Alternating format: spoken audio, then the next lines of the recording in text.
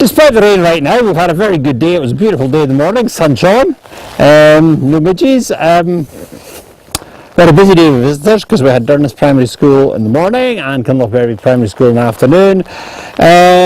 We've extended the trench right through. Yeah.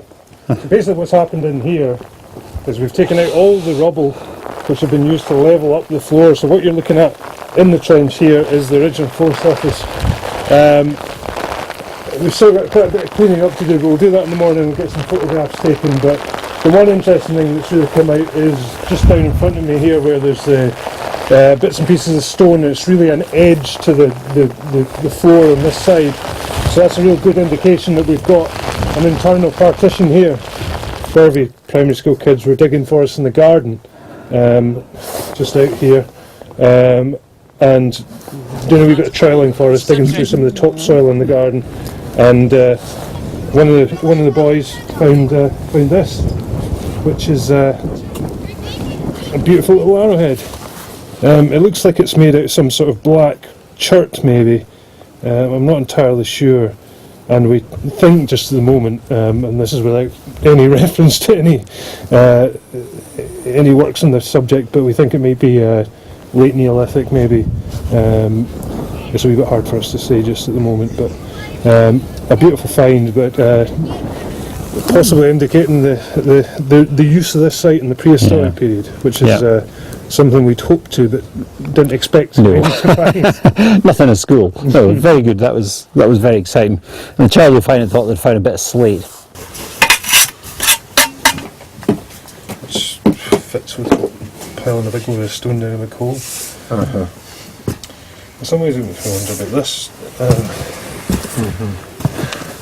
If the stuff's just been tipped in, perhaps the stones have wedged and created a void, which is. But it's something. Well, yes, because there's the. Well, the absence of clay is the kind of unusual thing about it. Yeah. Right enough. Right.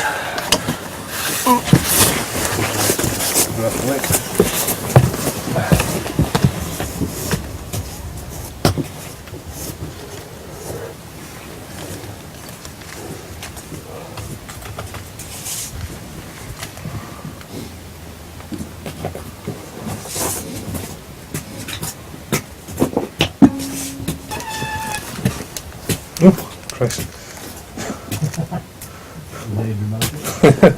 Stunts happening over there.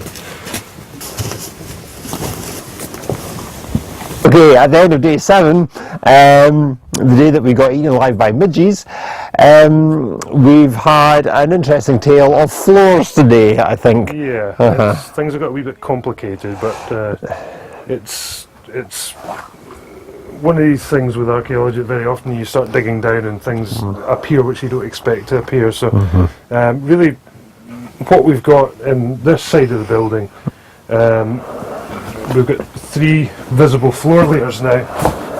We've got the last floor layer, which we uncovered in the first day. And was screamingly obvious, Then there's a layer which I'm standing on of clay, which is only a couple of centimetres thick.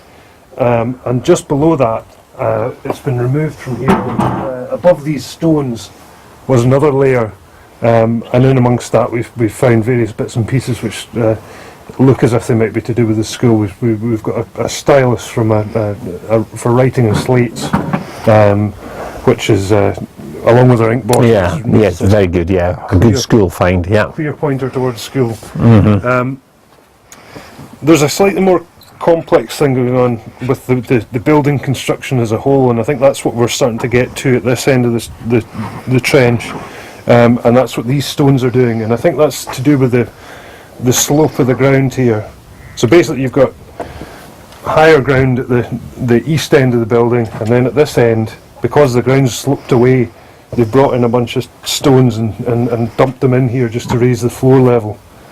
And I think it's something you can see in the outside in terms of the outside. actual exterior of the building as well. So at the far end, we'll have a look over here.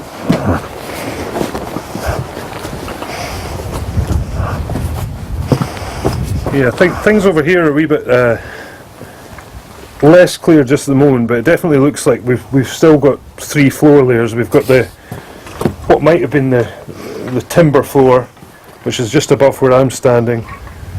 The layer that Graham's standing on, which is clay, very similar to the clay at the far end, and then there's a surface down at the bottom here, which may be a floor, maybe something to do with the construction of the building itself.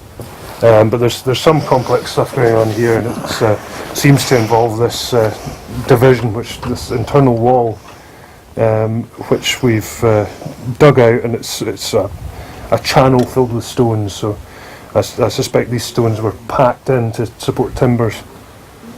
And that's about it in terms of the archaeology today. Well, Inside inside the school building. But we could have a quick look outside too. Okay, we also opened across this pit here outside because there was some sort of bank, and you can quite clearly see the bank there. And we cut a section right through it today. And it appears to have been constructed on a sort of very gravelly bed, but which is probably natural, and probably something to do with the water, the burn, whatever the water was doing. Yeah, well, we certainly know the water level was probably higher.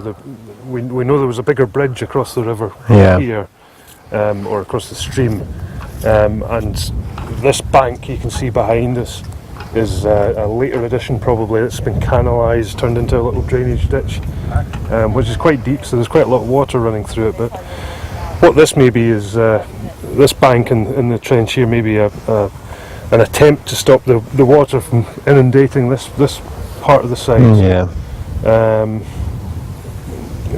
It's a little bit inconclusive in some ways because there's nothing in the bank. It's just made out of earth that's clayey, and we've had a few finds from the surface, but we can't very accurately date it. But I suspect it does fit with the school. But there's similarities to the bank, which is next to the ditch over there. So we got unclear for now, but I don't think we can say very much more from this range. No.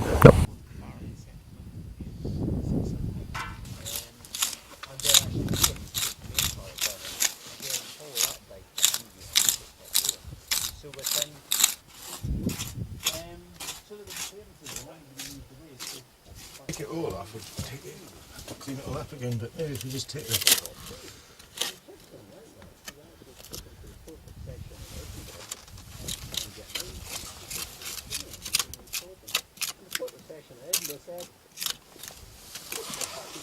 Section,